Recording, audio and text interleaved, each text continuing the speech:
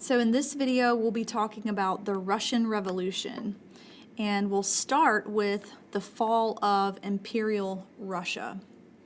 So Russia, just like every other country, had embraced the World War with patriotic enthusiasm in 1914.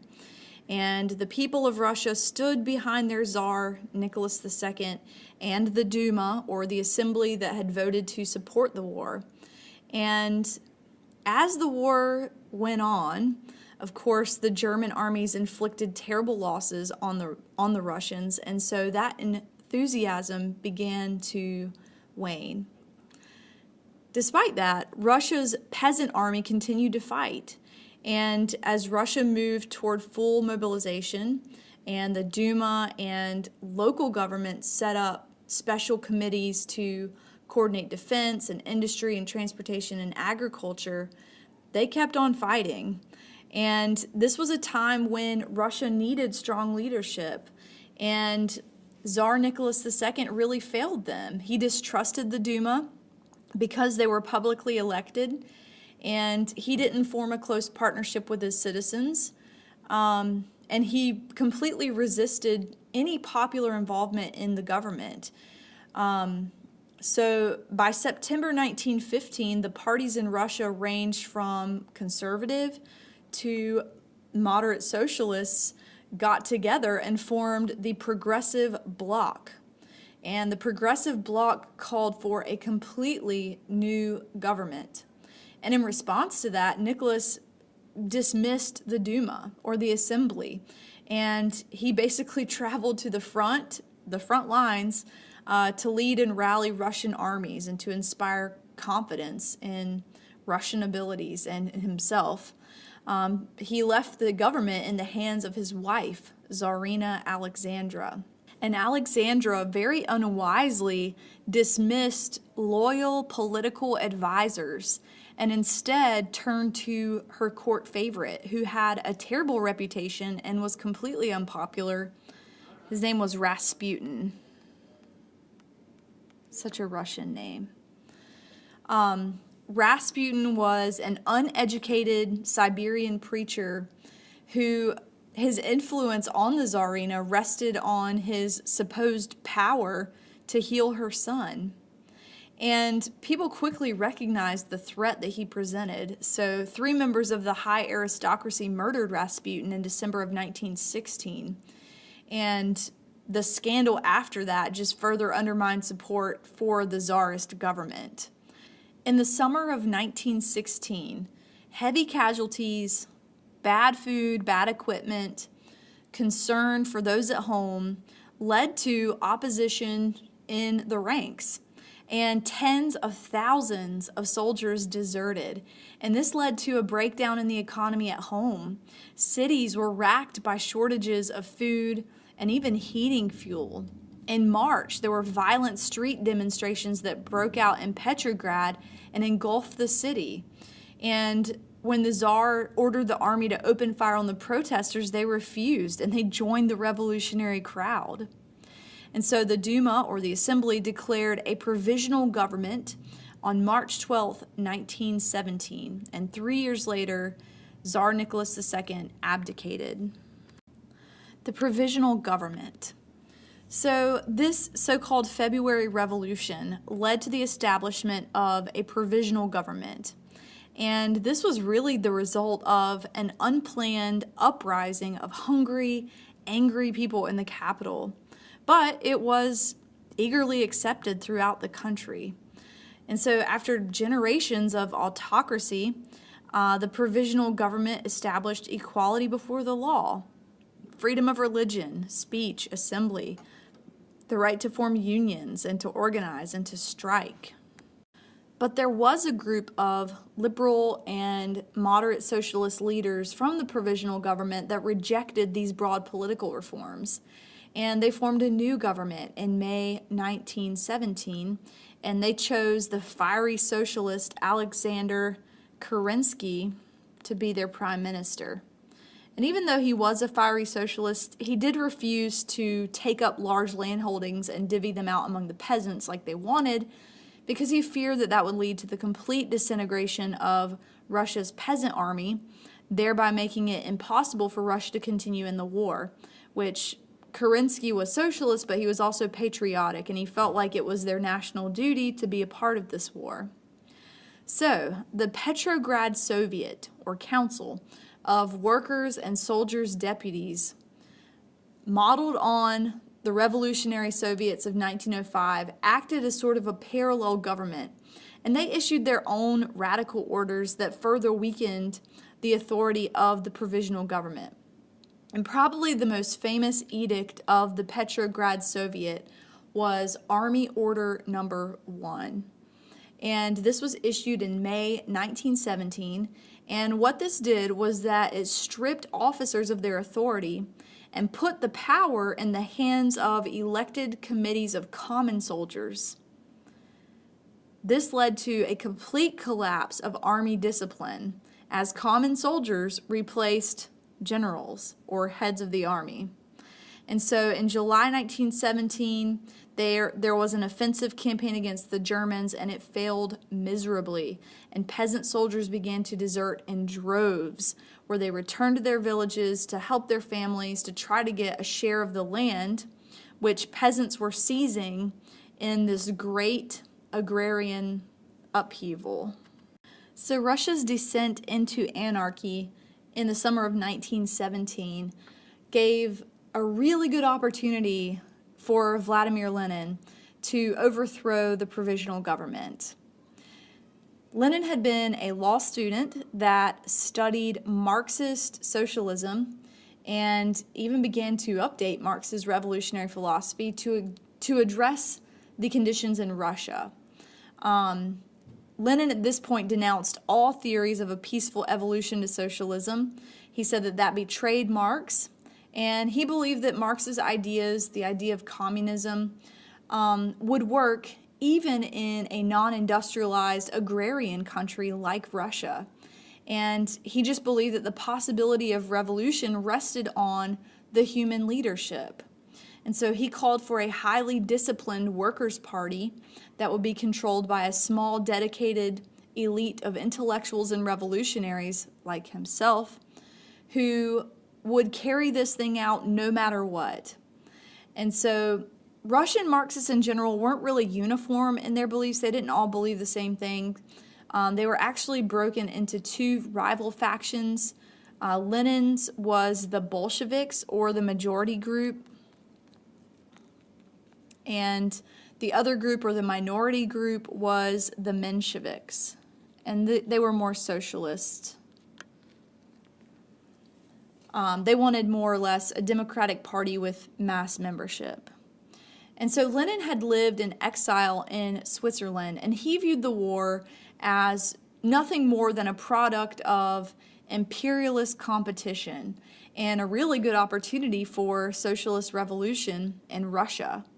And so after the February Revolution of 1917 that brought about the provisional government, the German government provided Lenin, his wife, and about 20 of their trusted colleagues with safe passage across Germany and back into Russia. And really the hope was that Germany could knock Russia out of the war by sending Lenin back. They hoped that Lenin would undermine the war effort of the provisional government and basically pull Russia out of the competition. So when Lenin arrived in April, he pretty much rejected all cooperation with the provisional government. And he began to throw out radical slogans like all power to the Soviets and all land to the peasants and stop the war now. And he promised bread and land and water. And he really spoke to the expectations of those workers and peasants and soldiers who were suffering and had been suffering for a long time. And so he earned the Bolsheviks substantial popular support. There was a Bolshevik attempt to seize power in July of 1917 that did not work out. And so Lenin actually went into hiding at that point. Another opportunity to seize control of the government presented itself to Lenin when there was internal fighting between Kerensky, who had become the prime minister, and his commander-in-chief, General Kornilov. And basically, Kornilov led a very weak coup d'etat against the provisional government in September. And in the face of that counter-revolutionary threat, the Bolsheviks rearmed, and it led to the disintegration of Kornilov's forces and also led to Kerensky's loss of credibility with the army. And really, the army was maybe the only force that might have saved that government in Russia. So that brings us to Trotsky and the seizure of power. So the Bolsheviks continued to gain popular support among the people throughout the summer. And by October, they had gained a very fragile majority in the Petrograd Soviet. And at that moment, Lenin's most loyal supporter, Leon Trotsky, who was a revolutionary orator and a radical Marxist, pretty brilliantly executed the Bolshevik seizure of power. And so Trotsky claimed danger from German and counter-revolutionary plots, and he convinced the Petrograd Soviet to form a special military revolutionary committee in October and to make him the leader, which placed military power in Bolshevik hands. And so on November 6th, militants from Trotsky's committee joined with Bolshevik soldiers to seize government buildings, declare power for the Soviets, and they named Lenin as the head of their new government. And as democracy gave way to anarchy, Lenin and Trotsky recognized that power was there for the taking, and they used their leadership skills to appeal to soldiers and to appeal to urban workers who were completely exhausted by the war effort. They were weary of czarist autocracy, and they were ready for radical changes. So, dictatorship and civil war. The monumental accomplishment for Lenin and Trotsky and the rest of the Bolsheviks was conquering the chaos that they had created, and then on top of that, beginning to build a communist society. And really, Lenin's genius lay in profiting from events over which he and the Bolsheviks had little control. Since the summertime, peasants had already been invading and dividing amongst themselves the estates of landlords and the church. So when Lenin mandated land reform from above, he really just approved of what the peasants were already doing. And in the same way, in November of 1917, Lenin issued a decree that ratified urban workers' establishment of their own local Soviets or committees and their demands for direct control of the factories. And he very cleverly said that their regime was one for the provisional workers, and it was a peasants' government. But their promise of free elections and a new constitution really suffered a stunning setback when they only won 23% of the delegates in the November election. So that was sort of a blow to Lenin's ego there. The Constituent Assembly, with its Socialist Revolutionary Party majority, met for one day before Lenin disbanded it, using Bolshevik soldiers to begin to build a one-party state.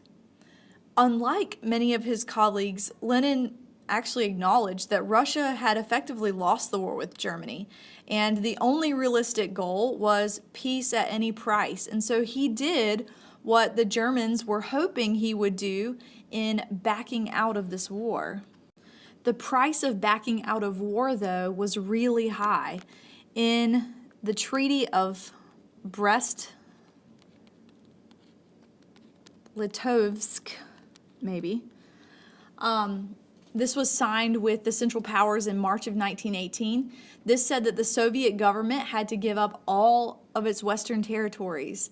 These were areas that were inhabited by the Poles, Finns, Lithuanians, and many other non-Russian groups. But with peace, Lenin did escape the disaster of continuing the war, and he was free to pursue his goal of absolute political power for the Bolsheviks, who at this point were now called communists. And so the officers of the old army actually rejected the Treaty of Brest-Litovsk and the dictatorship that was coming from the capital, and they organized the white opposition. And this would be sort of a last attempt to overthrow the Bolsheviks before they would take power. And so the white opposition grew in southern Russia, in Ukraine, and Siberia, and west of the Petrograd. And by the summer of 1918, Russia was in a full-fledged civil war right after they had pulled out of World War I. By the end of the year, the white armies were on the attack, but Lenin and the Red Army, or the communists, pretty much beat back the white armies, in part because it was the Reds that controlled central Russia, and they had a more disciplined and effective fighting force. So after becoming war commissar of the newly formed Red Army, Trotsky reestablished strict discipline and the draft. And he recruited former Tsarist army officers who were given unprecedented power over their troops. Basically, do whatever you have to take out the white army. The whites had a poorly defined political program from the start, and they weren't really able to unite the Bolsheviks' enemies under a progressive democratic banner. And had they been more effective with coming up with a political plan, they may have gotten more non-Bolsheviks on their side. But they simply didn't do that. And so the Bolsheviks mobilized the home front. They established a system of centralized controls called war communism, in which all banks and industries were taken over by the government, and private enterprise was completely banned. And so the Bolsheviks introduced rationing. They took grain from the peasants so that they could feed those in the cities. They maintained strict workplace discipline, basically measures that would keep the Red Army supplied with men and material. And they formed a fearsome secret police called the Cheka. And they were just dedicated to suppressing any counter-revolutionary of any kind, including clergymen, aristocrats, wealthy Russian middle class or bourgeoisie, deserters from the Red Army, and political opponents of all kinds. Basically, anyone who presented a threat to a Red Army victory. And so there was actually an intervention of the Western Allies in support of the white armies, mainly just to stop the spread of communism. But they did not help the whites effectively, and they allowed the Bolsheviks to appeal to the patriotic nationalism of ethnic Russians. So by the spring of 1920, the white armies were almost completely defeated, and the Bolsheviks had pretty much retaken the territory that had been given to the Germans under the Treaty of Brest-Litovsk, and though they did suffer losses to Poland. But by 1921, the Russian Civil War was over, and Lenin and the Bolsheviks had won an impressive victory. So we'll go ahead and bring our lecture to an end, and we'll pick up in the next video with the peace settlement.